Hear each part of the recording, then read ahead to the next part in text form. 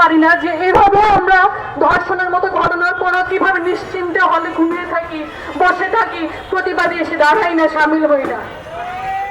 আমরা কেন সবকিছুতে রাজনীতি খুঁজি? আমি একটা সাধারণ প্ল্যাটফর্ম খুঁজে বেড়াই সবসময়, যেখানে কোনো রাজনৈতিক ব্যানার থাকবে না, যেখানে এসে আমি নিশ্চিন্ত মনে চিৎকার করে আমার প্রতি অন্যায়ের বিচার চাইবো। আমি পাই না।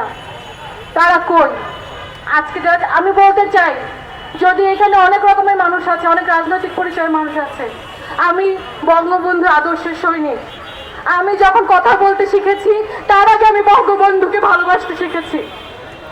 আমি লজ্জিত, আমি লজ্জিত, আমি লজ্জিত। কি করছে আজকাল এসব?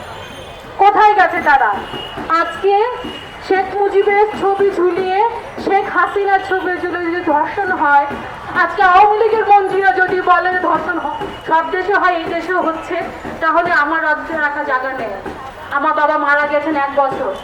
আমি জানি না আমার বাবা বেঁচে থাকলে চিৎকার করে কাঁদতেন কিনা। এই দেশ আমার না, এই রাষ্ট্র আমার না, এই রাষ্ট্র নাই। যে দেশে একটা বিশ্ববিদ্যালয়, নিকটবর্তী একটা বিশ্ববিদ্যালয় থাকার পরও বলা যায় যে আমাকে বিশ্ববিদ্যালয় ক্যাম্পাসে দাঁড়ানো, তাই না? সেইখানে কোথায় কি ছাত্রছাত্রীরা, কোথায় তাদের তারুণ্য, কোথায় তারা মিছিলে? কেন হাতে গোনা কয়েকটা রাজনৈতিক কর্মী এসে মিছিলে দাঁড়াবে? কেন হাতে গোনা কয়েকটা রাজনৈতিক কর্মী এসে প্রতিবাদ জানাবে? কেন সাধারণ মেয়েরা, সাধারণ ছেলেরা, নারী পুরুষ আবার বৃদ্ধ বনিতা নির্বিশেষে এখানে আসবে না? কেন আপনাকে আমাকে আপনাদের মা হতে হবে? কেন আপনাকে আমাকে আপনাদের বোন হতে হবে?